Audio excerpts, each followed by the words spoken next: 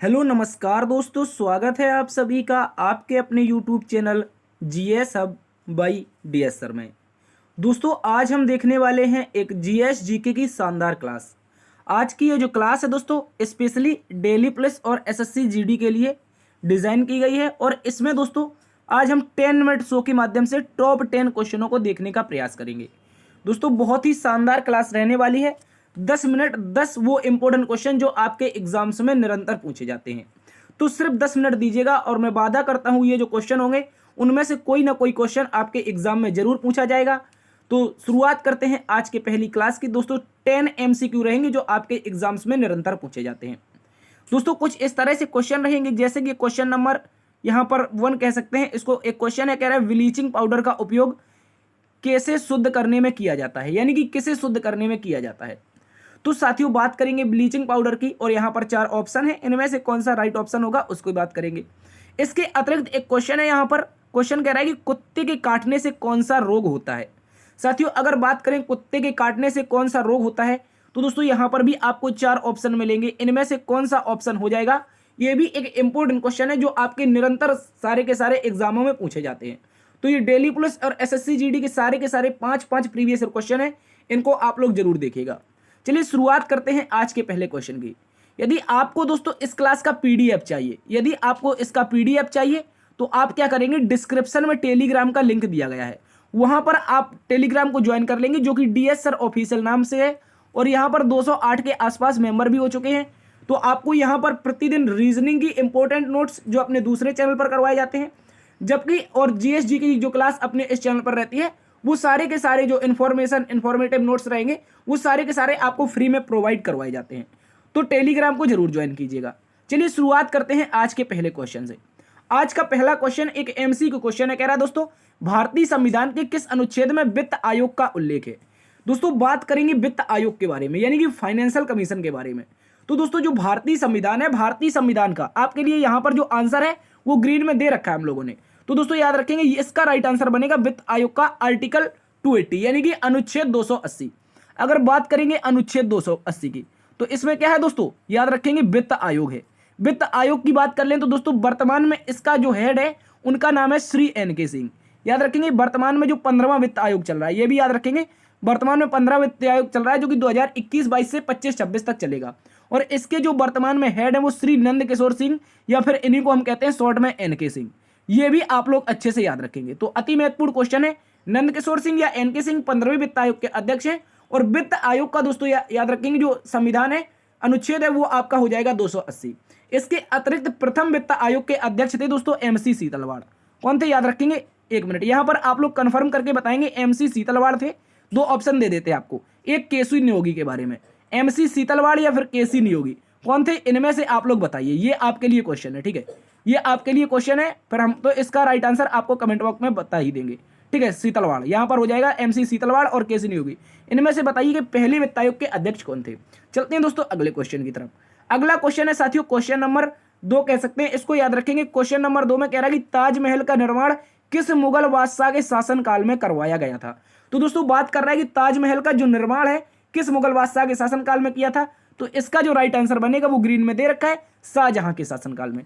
किसके दोस्तों, शाहजहां के शासनकाल में। अगर बात कर लें इसके वास्तुकार के बारे में, इसके डिजाइनर के बारे में बात करें तो कौन था, तो याद रखेंगे साथियों ये उस्ताद अहमद लाहौरी था। कौन था, अहमद लाहौरी।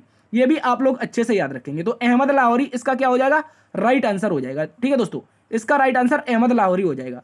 तो मुगल बादशाह शाहजहां के शासनकाल में जो ताजमहल है इसका निर्माण करवाया गया था। ये कहां पर स्थित है, तो याद रखेंगे दोस्तों ये हो जाएगा आगरा में। कहां पर, आगरा में स्थित हो जाएगा। इसका निर्माण दोस्तों, एक मिनट, इसका निर्माण जो था दोस्तों 1631 में प्रारंभ हुआ था, जबकि ये 1653 में, एक मिनट यहां पर याद रखेंगे 1653 में ये बनकर तैयार हो गया था। तो इसके जो निर्माण है, इसके निर्माण में दोस्तों आपके 22 साल लगे थे। कितने साल लगे थे दोस्तों, 22 साल लगे थे। ये भी आप लोग अच्छे से याद रखेंगे। और यूनेस्को की वर्ल्ड हेरिटेज में शामिल है। तो एक क्वेश्चन आपके लिए कि ताजमहल को वर्ल्ड हेरिटेज में कब शामिल किया गया है। चलते हैं अगले क्वेश्चन की तरफ। अगला क्वेश्चन है साथियों नालंदा विश्वविद्यालय। कह रहा है नालंदा विश्वविद्यालय का निर्माण किसके शासन काल में हुआ। तो दोस्तों अगर बात कर लेते हैं नालंदा विश्वविद्यालय के बारे में, तो जो नालंदा विश्वविद्यालय इसका साथियों जो निर्माण हुआ था वो हमारा कुमार गुप्त के शासन काल में हुआ था। किसके दोस्तों, कुमार गुप्त। गुप्त वंश का एक शासक था कुमार गुप्त। इसी के शासनकाल में नालंदा विश्वविद्यालय का निर्माण बिहार में किया जाता है, इसको भी याद रखेंगे। इसके अतिरिक्त दोस्तों इससे एक क्वेश्चन और पूछा जाता है, वो क्वेश्चन है सती प्रथा से संबंधित। क्वेश्चन पूछा जाएगा कि सती प्रथा का प्रथम उल्लेख किस गुप्त शासक काल के टाइम पीरियड में मिला था, यानी किस गुप्त शासक काल का शासन था जब सती प्रथा का पहला उल्लेख मिला था। तो दोस्तों इसका राइट आंसर भी कुमार गुप्त बनेगा, ठीक है, इसको भी आप लोग अच्छे से याद रखेंगे। अगर बात कर लें गुप्त वंश की, शॉर्ट में अगर चर्चा कर लें गुप्त वंश की, तो इसकी स्थापना श्रीगुप्त ने की थी। किसने? श्रीगुप्त ने। इसको भी आप लोग अच्छे से याद रखेंगे। इसके अतिरिक्त इसका वास्तविक संस्थापक चंद्रगुप्त प्रथम को माना जाता है, यह भी याद रखेंगे। तो चलते हैं दोस्तों अगले क्वेश्चन की तरफ। अगला क्वेश्चन दोस्तों हमसे कह रहा है कि ब्लीचिंग पाउडर का उपयोग, क्या कह रहा है, याद रखेंगे, ब्लीचिंग पाउडर का उपयोग पानी को क्या करने में किया जाता है, यानी कि डैश डैश आगे लाइन दे रखी है। तो बात करेंगे ब्लीचिंग पाउडर की, तो साथियों इसका राइट आंसर बनेगा ब्लीचिंग पाउडर का जो उपयोग होता है वो पानी को शुद्ध करने में किया जाता है। किसको? पानी को शुद्ध करने में। जो दोस्तों हमारे गांव में जो टंकियां बन रही हैं उनमें जो अब इसमें पानी जो शुद्ध किया जाएगा वो ब्लीचिंग पाउडर के माध्यम से किया जाएगा। इसको भी आप लोग अच्छे से याद रखेंगे। और इससे भी एक क्वेश्चन आपको बताना है कि ब्लीचिंग पाउडर को रासायनिक भाषा में क्या कहते हैं। ठीक है, चलते हैं अगले क्वेश्चन की तरफ। अगला क्वेश्चन है साथियों, नींबू का पीएच मान कितना होता है। तो दोस्तों अगर बात करें नींबू की, तो नींबू क्या है? नींबू एक खट्टा पदार्थ है। क्या है? याद रखेंगे, खट्टा पदार्थ। और खट्टे पदार्थों का जो पीएच मान होता है वो क्या होता है? खट्टे क्या होते हैं? ये अम्ल होते हैं। और अम्ल का पीएच मान, ये भी याद रखेंगे, खट्टे अम्ल होते हैं और अम्ल का पीएच मान 7 से कम होता है। दोस्तों क्या होता है? 7 से कम होता है पीएच मान अम्ल का। जबकि अगर 7 पीएच मान है तो दोस्तों वह वस्तु कैसी हो जाती है? वह पदार्थ कैसा होगा?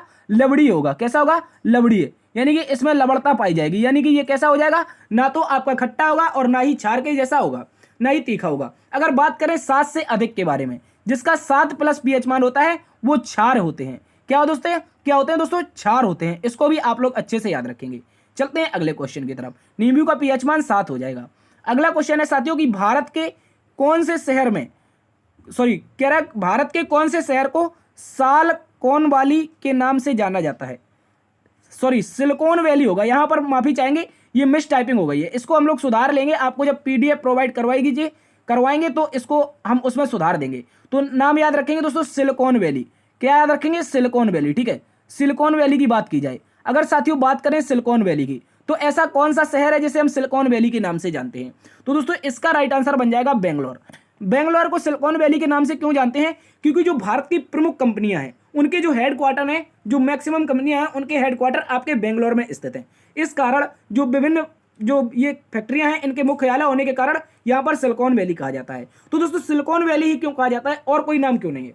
तो दोस्तों याद रखेंगे जो सिलिकॉन वैली है ये एक स्टेट है, ये एक स्टेट है अमेरिका का, उसमें एक शहर पड़ता है। और इसी शहर में जो अमेरिका की प्रमुख बड़ी बड़ी कंपनियां हैं, जैसे फेसबुक है, इसके अतिरिक्त एक्स, जैसे वर्तमान पहले ट्विटर के नाम से जाना जाता था, इसके अतिरिक्त फेसबुक, व्हाट्सअप, कोई भी कंपनी, इंस्टाग्राम वगैरह, इसके जो मुख्यालय हैं वो सिलिकॉन में स्थित हैं। कहां पर? अमेरिका की सिलिकॉन वैली में स्थित है। उसी प्रकार भारत की जो प्रमुख कंपनियां हैं उनके जो मुख्यालय है वो बेंगलोर में स्थित है। इसलिए इसको क्या कहा जाता है? बेंगलोर को भारत का सिलिकॉन वैली कहा जाता है। इसको भी आप लोग अच्छे से याद रखेंगे।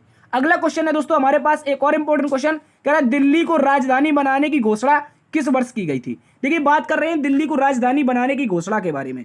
तो साथियों इसका राइट आंसर बनेगा 1911। क्या बनेगा दोस्तों? 1911 बनेगा। देखिए जब लॉर्ड हॉर्डिंग थी, याद रखेंगे, एक वायसराय था भारत का, लॉर्ड हॉर्डिंग। कौन था? Lord Harding. ये फर्स्ट की बात नहीं हो रही दोस्तों, ये लॉर्ड हॉर्डिंग सेकंड था। कौन था? Lord Harding second. इसके समय इंग्लैंड के जो सम्राट थे जॉर्ज फिफ्थ, कौन थे? याद रखेंगे, जॉर्ज पंचम कह सकते हैं, जॉर्ज फिफ्थ। और इनकी जो गर्लफ्रेंड थी उस समय मैडम मैरी, कौन थी? याद रखेंगे, मैडम मैरी। ये दोनों दोस्तों आए थे भारत की यात्रा पर। और इन्हीं दोनों की यात्रा के दौरान जो लॉर्ड हॉर्डिंग था इसने दोस्तों दिल्ली दरबार का आयोजन किया था। किसका किया था? दिल्ली दरबार का आयोजन किया था। ठीक है, दिल्ली दरबार के आयोजन के बाद ही जब जॉर्ज पंचम और मैडम मैरी जाने लगे तो इस दरबार के बाद इन्होंने घोषणा कर दी कि जो भारत की उस समय राजधानी थी कोलकाता, उसको 1911 के बाद जब ये दरबार लगा तो यहीं पर घोषणा कर दी गई कि कोलकाता से जो राजधानी होगी वो दिल्ली बना दी जाएगी। लेकिन याद रखेंगे कि यहां पर घोषणा हुई थी 1911 में, जबकि राजधानी बनी थी 1912 में। इसको भी आप लोग अच्छे से याद रखेंगे। चलते हैं दोस्तों अगले क्वेश्चन की तरफ। अगला क्वेश्चन है साथियों एक और इंपॉर्टेंट क्वेश्चन, कह रहा कुत्ते के काटने से कौन सा रोग होता है। तो कुत्ता के काटने से कौन सा रोग होता है ऐसा बताना है।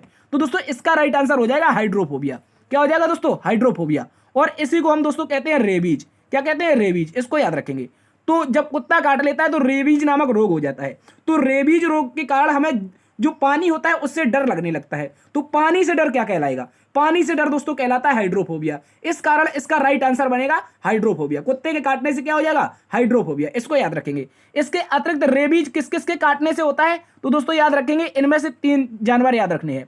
एक तो आपको कुत्ता याद रखना है, कुत्ता, इसके अतिरिक्त दूसरा बिल्ली याद रखना है। क्या याद रखना है? बिल्ली याद रखना है। इसके अतिरिक्त बंदर भी याद रखना है। इनमें से यदि कोई भी काट ले तो आपको रेबीज होने का खतरा रहता है, और इस स्थिति में काटे हुए व्यक्ति को क्या लगता है? पानी से डर लगता है। इसको भी याद रखेंगे। चलते हैं अगले क्वेश्चन की तरफ। अगला क्वेश्चन साथियों कह रहा है लोकसभा अध्यक्ष का चुनाव किसके द्वारा होता है? यह भी एक इंपॉर्टेंट क्वेश्चन है दोस्तों। अगर बात कर रहे हैं लोकसभा अध्यक्ष की, तो इसका जो चुनाव होता है वो दोस्तों लोकसभा के सभी सदस्यों के द्वारा किया जाता है।